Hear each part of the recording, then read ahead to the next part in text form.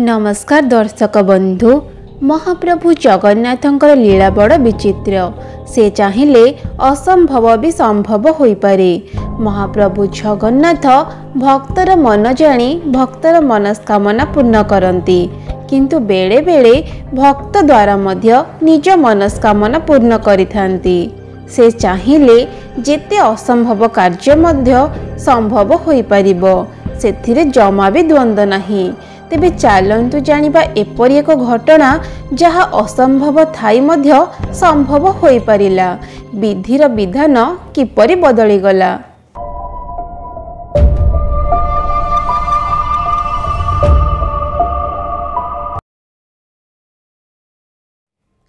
इंग्रेज मानक शासन समयर घटना। सेतेबेले समग्र भारत रे इंग्रेज माने शासन करुथांती। केवल डामनड्यू और पंडिचेरी रे पोर्तुगीज मानकर शासन थाए। सेही समय रे पंडिचेरी रे भारतर सबुठारु बड़ गिरजाघर निर्माण हेउथाए। सेही गिरजाघरे एक घंटी लागिबा पई फ्रांस रु एक विराट बड़ घंटी जलपथ माध्यम रे पंडिचेरी को आसुथाए। जल जहाजटी यात्री भाई जहाज थाए। जहाजटी फ्रांस रु बाहरी भारतर कलिकताटारे पहुँचला।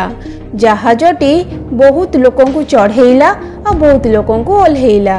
एहा परे पुणी आगकू पंडिचेरी आड़कू बाहरिला जहाजटी। किछि बाट गला परे हठात जहाजर कैप्टेन देखिले एक विराट बड़ झड़ समुद्र रे सृष्टि होई जहाज आड़कू माड़ी आसुछि।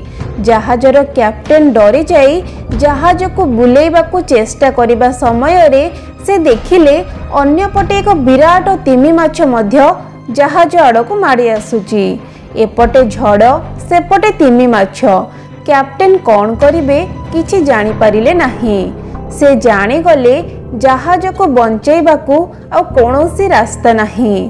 समस्त लोक सुनिश्चित मृत्युवरण करिवे।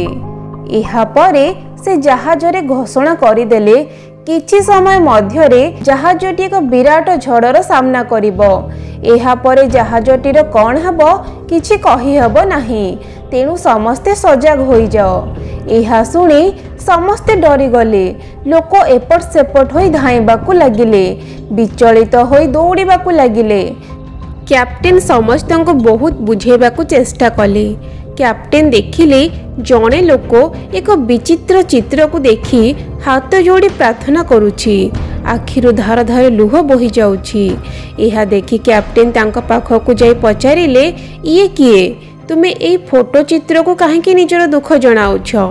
सेही लोक जनक कहिले, ये होउछन्ति लॉर्ड ऑफ यूनिवर्स। से चाहिए सबु किछि समाधान होई परिबो। ए कलिकतारू बाहरिले आ अल्प रास्तारे पूरी जगन्नाथ मंदिर। समस्ते मिसी प्रभु जगन्नाथ को डाकंतु। से निश्चित आमको एई विपदरू रक्षा करिवे। महाप्रभु जगन्नाथंकर बड़ बड़ चका आखि को देखी कैप्टेनकर मध्य प्रभुंक प्रति विश्वास आसीगला।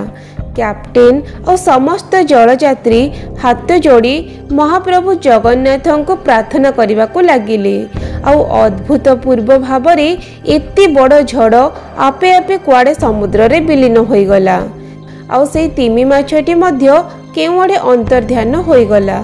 समस्ते एति बड़ विपदरू रक्षा पाई गले। एहा देखी समस्ते टिके शांति रे निश्वास मारिले। कैप्टेन कहिले, एई जहाजटी आ पंडिचेरी जीव नाही, सीधा पुरी को जीव। एहा परे समस्ते श्रीक्षेत्र को गले। भारतर सबुठारु बड़ जगन्नाथ मंदिर रे महाप्रभु जगन्नाथ को दर्शन करी सेही घंटीटी महाप्रभु जगन्नाथ को उपहार स्वरूप देदेले। एही घंटी उपरे डच भाषा रे एही सबु विषय उपरे ता चारिपटे लेखा जाइछि। घंटीटी जगमोहनर उत्तर पटे थिबा एक क्षुद्र द्वार रे स्थापन करागला। सेही द्वार को घंटी द्वार कुहागला। किंतु कालक्रमे सेही घंटीटी बाहरे रही रही कलंकी लागिगला। तेणु ताकू जगन्नाथ मंदिरर म्यूजियम को स्थानांतरित कर दियागला। नेपाळर राजा मध्य सेहीपरि एक विराट बड़ घंटी महाप्रभु को दान करथिले।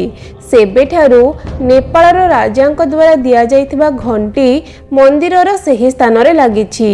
सेबेठारु सेही द्वार घंटी द्वार नाम रे नामित।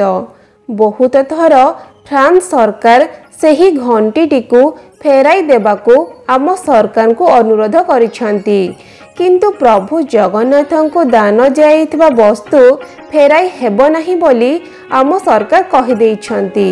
कारण जगन्नाथ जहाकू थरे आपणाई नियंती से ताकू केबे भी निज ठारू दूराई दियंती नाही। एहा ही होउची आम प्रभुंकर महिमा। कौन आपण माने केबे घंटी द्वार को देखिचंती और सेठारे लागिथिबा घंटी को देखिचंती? जदि देखी नाहांती तेबे एई थर पुरी गले आपण घंटी द्वार दर्शन निश्चित भावे करिवे। और फ्रांस रु आसीथिबा सेही बड़ घंटीटी को म्यूजियम रे मध्य निश्चित भावे देखिबे। तेबे जदि आजिर भिडियोटी आपण माननकु टिके भी भलो लागि थाए तेबे भिडियोटी को लाइक करंतु, शेयर करंतु और जदि चैनल ले नुआ छंती चैनल टी को सब्सक्राइब करंतु। जय जगन्नाथ।